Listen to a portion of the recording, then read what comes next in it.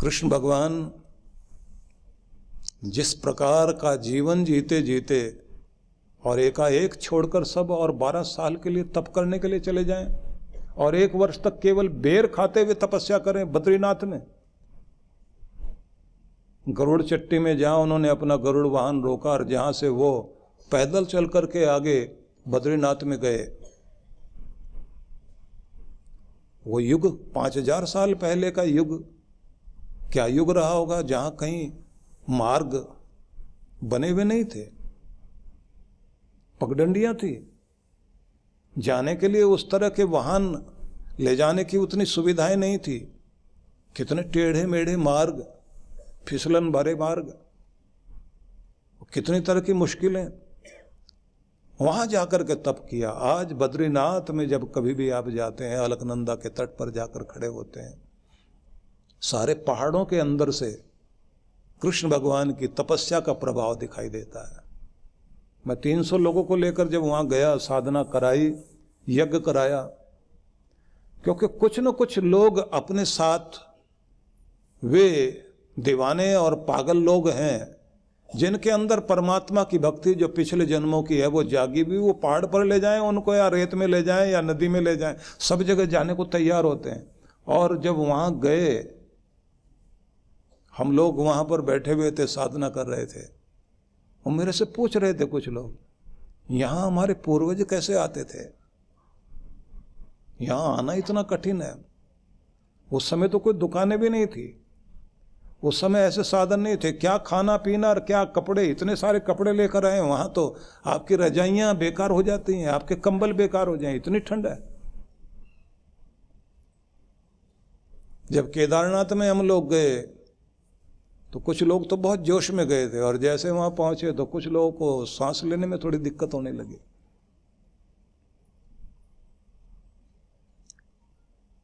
अब वो बड़े आश्चर्य करते थे कि साधना के लिए इतना कुछ करने के लिए लोग यहां पहुंचे। वो क्या पाना चाहते थे? राजपाट पाना चाहते थे। सच में वो परमात्मा का वो साम्राज्य पाना चाहते थे जो परमात्मा खुले हाथ से देना चाहते हैं, सबको देना चाहते हैं। सह्याद्री की तलहटी में बैठे हुए इस यदुनाथ ने जो प्रश्न किए थे और जिस तरह से दत्तात्रेय महाराज ने उपदेश दिया था, बड़ा सुंदर उपदेश है वो।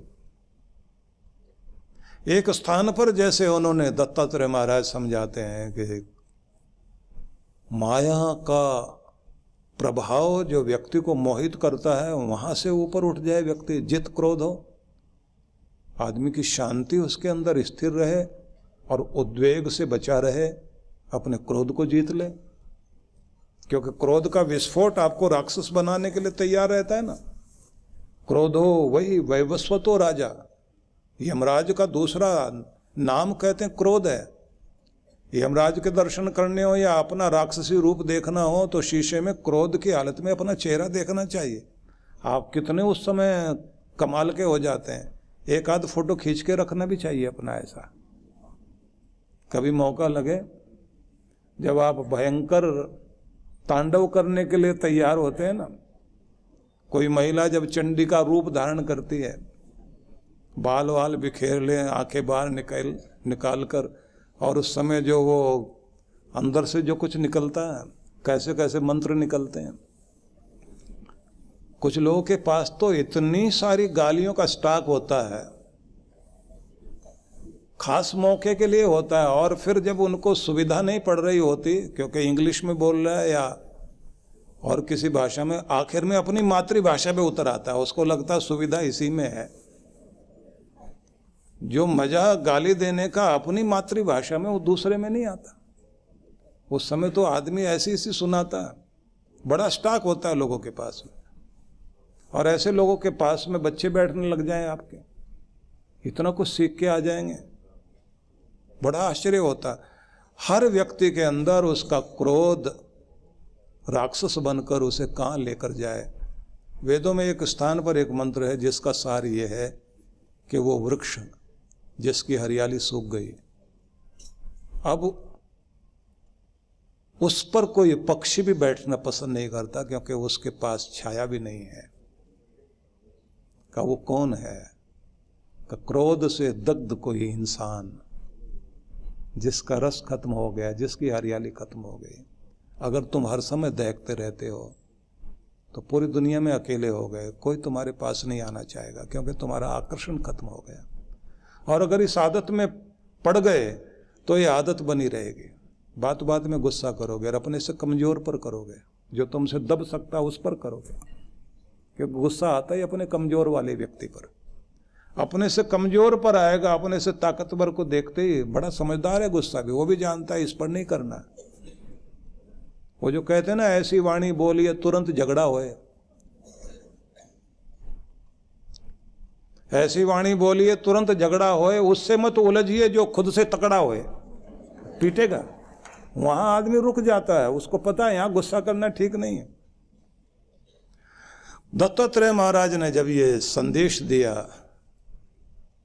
कि बांधने वाली रस्सी को पहचान लो, आसक्ति इस दुनिया की बांधने वाली रस्सी है, और तुम्हारा क्रोध तुम्हारे व्यक्तित्व को नष्ट करने वाली चीज, इससे ऊपर उठ जाएं, लगवारो नाप तोल कर भोजन करने वाले बन जाएं, और वो भी पौष्टिक भोजन, लाभकारी भोजन, सात्विक भोजन, साधना की तरफ जाने का मार्ग बता रहे हैं वो। जितेंद्रिय इंद्रियां अपनी अपनी तरफ खींचेंगी और तुम उन्हें संभाल सको, उनकी लगाम कस सको। पिधाय बुद्धया द्वाराणे मनो ध्यान निवेशित, बुद्धि का प्रयोग करो, समझदारी इस्तेमाल करो कि तुम्हारा मन ध्यान में लग जाए, मन एकाग्र हो जाए। कि साधन ढूंढो, सारे बुद्धि से अपने इंद्रियों को कैसे संभालना है प्रयोग कर रहे थे ना स्वामी राम तीर्थ।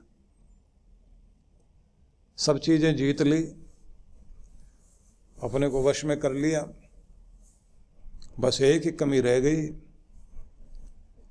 कुछ लोगों को होता ना, भोजन में और कुछ मिले ना मिले, पापड़ हो, अचार वचार हो तो बात बने, कहीं भी सो लेंगे, तकिया जरूर होना चाहिए।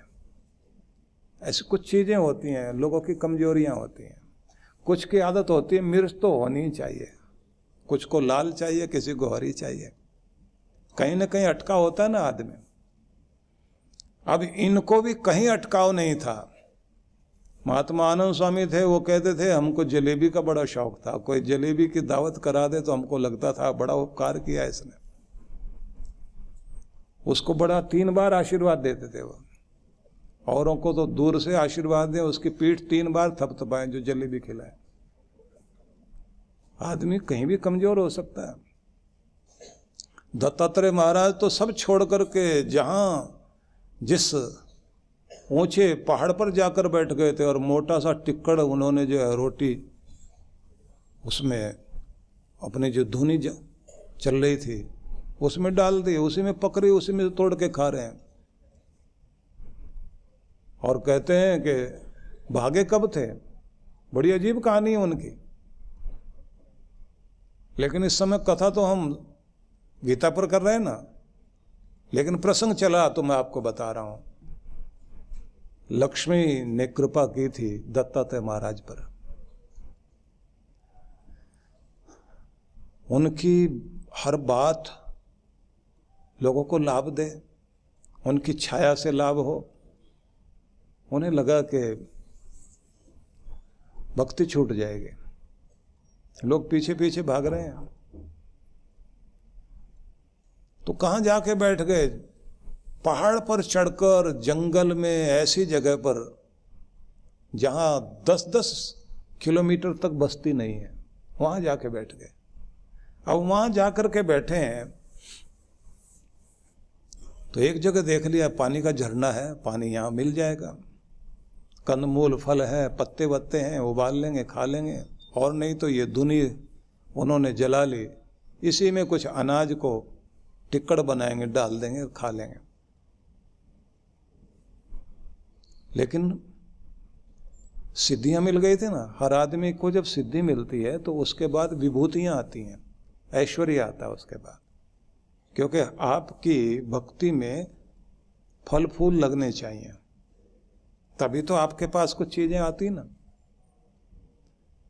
आपकी रक्षा करने वाली एक शक्ति, एक कवच आपके आसपास आ जाता है। वो कवच बड़ा अद्भुत होता है। ये ऐसा हेलमेट मिल जाता है कि अगर आपके दुर्भाग्य ने आपको गिरा भी दिया तो हेलमेट लगा हुआ होता है। मोटरसाइकिल पर चलने वाले लोग जो सीधे सीधे रोड पर गिरते हैं, सिर फटता है।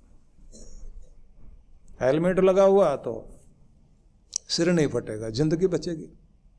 तो वो हेलमेट मिलेगा आपको, वो बारिश हो रही हो तो वो छतरी मिलेगी। दुखों की बारिश तो चारों तरफ दुर्भाग्य लेकर आएगा, लेकिन कृपा की छतरी चाहिए आपके साथ कि आप बचे रहें। तो भक्ति में फल फूल लगने चाहिए।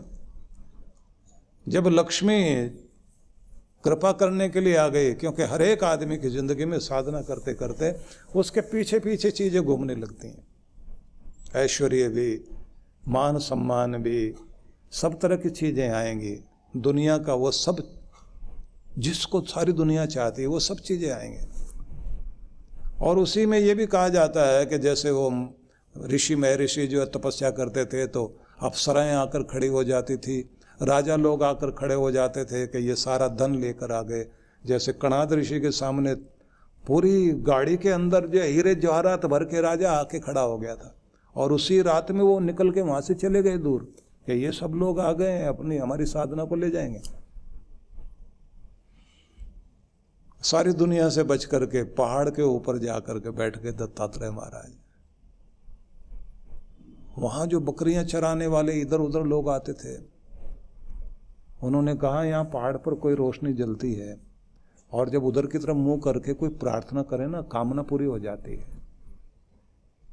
गांव गांव में, बस्ती बस्ती में खबर कर दी, और बहुत बड़ा लोगों का रेला पहाड़ पे चढ़ गया। वहां जाकर सबने थोड़ा थोड़ा आटा लेकर आए थे, अलग अलग तरह का, कोई ज्वारे का, कोई ज्वार का, कोई बाजरे का, कोई गेहूं का, सब तरह का, कोई मक्का का, सब मिलाकर टिक्कड़ बनाया 1.25 मन का, और जाकर डाल दिया उसमें। इतने बड़े जो उनका धुनी रमी हुई थी उसमें डाला, उसी में से तोड़ तोड़ के सब खाएं।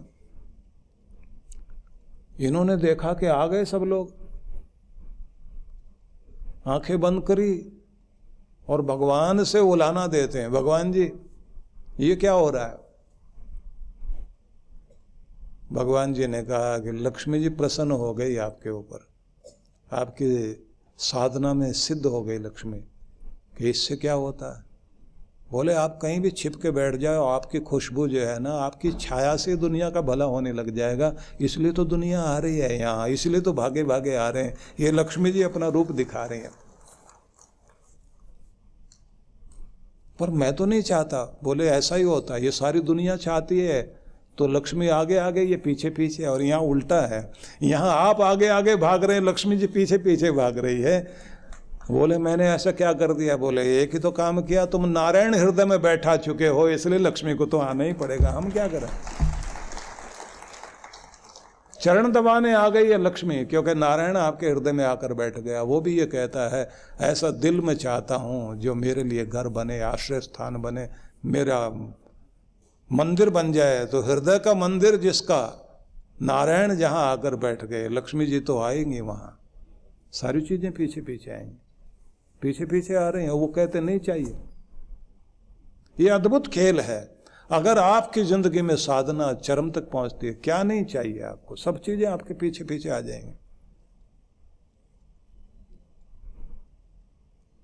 कबीर ने जो कहा ना, कबीरा मन निर्मल भया जैसे गंगा का नीर, पीछे पीछे हरि फिरे कहत कबीर, कबीर आ सुन बात तो सुन। सब चीजें पीछे पीछे आएंगी।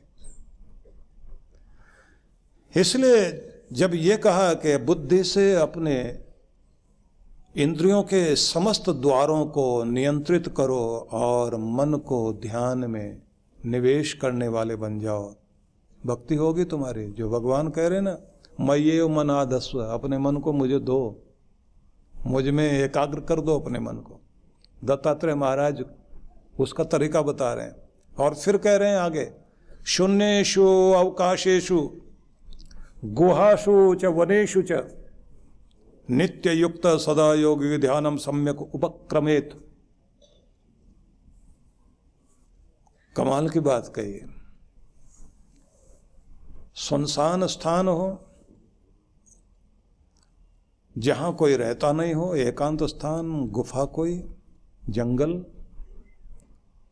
वहाँ कोई योगी जाए और बैठे। लेकिन इसको ये भी कहते हैं कि अपने घर में ऐसा स्थान बनाओ, एकांत स्थान हो जहाँ कोई और नहीं जाए। आपकी छत हो सकती है, आपकी बालकनी हो सकती है, एक कुटिया बना लीजिए ना। सारी दुनिया से मिलने के लिए आप बढ़िया ड्राइंग रूम सजाते हो तो दुनिया के मालिक से मिलने के लिए भी तो कोई जगह होनी चाहिए ना आपके पास में। बनाओ उसको बढ़िया, आपका मंदिर ऐसा सुंदर बन जाए। बना लेते हैं जोश जोश में लोग, घर में जो है अपना घर बनाएंगे तो मंदिर का भी स्थान बनाएंगे, उसके बाद उसे स्टोर रूम बनाएंगे, उसमें घर की चीजें और रख देंगे। सोचते हैं कि इन्हें कहाँ रखें, मंदिर में खाली पड़ी जगह थोड़ा यहाँ रखता है, भगवान तो एक कोने में काम कर लेंगे अपना। कुछ इससे भी ज्यादा चमत्कारी लोग हैं, वो मंदिर नहीं बनाते, अपना स्टोर रूम में भगवान को ऊपर टांग लेते हैं ऐसे, और क्या ऊपर से लॉजिक देते हैं, भगवान अब बैठा नहीं जाते, खड़े खड़े पूजा कर लेंगे। और आप जो है, आपको यहाँ हमने जहाँ स्थान दिया, आप तो सब जगह ही हो, बस यहीं से कल्याण कर दो। जगह ही नहीं हमारे पास में। दिल में जगह होगी तो घर में भी जगह होगी। जब घर में जगह आती है तो उससे आपकी श्रद्धा का पता लगता है, आपके मंदिर को देखकर पता लगता है आप कितना भगवान को चाहते हैं, आप कितने भगवान के हैं। आपके आसन को देखकर पता लगता है आप कितने स्थिर हैं। अपनी माला से देखकर पता लगता है कि कितने माला माल हुए हैं आप भक्ति में। अगर माला हर समय हाथ में है, जिह्वा पर आपके नाम है, माथे पर आप अपना वो तिलक लगाते हैं जिससे शांति स्थापित हो, गले में आप वो वस्त्र डालते हैं जिसको देख करके ये अनुभव होता है कि इसने परमात्मा की वर्दी पहन ली है, अब ये उसकी वर्दी पहन करके उसका प्यारा बन गया है। इसे वो दुनिया का लालच नहीं, दुनिया के मालिक का ध्यान है। पता तो लगता है ना कि हाँ ये इस तरफ चल पड़ा है। कुछ तो वो होते हैं जो सिर्फ नाटक करने के लिए होते हैं। इसलिए बड़े मजे की बात है, असली वाला रावण इतने जोर से नहीं चिल्लाया होगा जितना रामलीला वाला चिल्लाता है। वो डायलॉग बहुत अच्छा बोलता है, प्रैक्टिस करता है ना उसकी, इसलिए नाटक वाला बहुत अच्छा कर लेता है। नाटक वाले जो लोग हैं, इतनी बढ़िया दाढ़ी मिलेगी, ऐसा तिलक लगाएंगे, ऐसा तो वेद व्यास ऋषि ने भी नहीं लगाया होगा। बड़ा खेल चलता है इसका। और हम लोग जो है मोटा धोता, मोटा पोथा, मोटा तिलक, ये सब देख करके बड़े प्रभावित होते हैं, बस ये पहुंचा हुआ पहुंचा देगा हमको भी। इसलिए ज्यादातर लोग हर बार नए ढंग से पुरानी स्थितियों में ढूंढ रहे होते हैं। जैसे पुराने लोग रहे होंगे, महान पुरुष लोग रहे होंगे, वैसा भेष बनाने वाले लोग मिल जाते हैं। और जब भी कोई उसका रस लेकर आएगा, हर बार नया रूप लेकर के आएगा, वो पुराने भेष में आता ही नहीं, उसको आप पहचान भी नहीं पाते। इसलिए गजानंद महाराज को नहीं पहचान पाए, संत एकनाथ को नहीं पहचान पाए, संत ज्ञानेश्वर के साथ लोगों ने दुर्गति कर दी, नहीं पहचान पाए। संत एकनाथ के साथ जो व्यवहार हुआ लोग नहीं पहचान पाए। उन्होंने कोई भेष बनाने की कोशिश नहीं की, उन्होंने तो परमात्मा के आनंद में डूबना ही पसंद किया, इसलिए आज उनके नाम से कल्याण हो रहा है। परम पूज्य सद्गुरुदेव श्री सुधांशु जी महाराज एवं डॉक्टर अर्चिका दीदी जी के पावन सानिध्य में विराट भक्ति सत्संग दिनांक 5 से 8 दिसंबर 2024 कार्यक्रम की रूपरेखा। 5 दिसंबर शुभारंभ, समय सायं 4:30 से 6:30 बजे। 6 से 8 दिसंबर प्रातः 9 से 11 बजे, सायं 4:30 से 6:30 बजे। विशेष मंत्र दीक्षा 8 दिसंबर प्रातः 12 बजे। स्थान श्री राम लीला मैदान, घंटाघर, गाजियाबाद, उत्तर प्रदेश। आयोजक विश्व जागृति मिशन, गाजियाबाद मंडल। संपर्क सूत्र। आप सब परिवार सादर आमंत्रित हैं।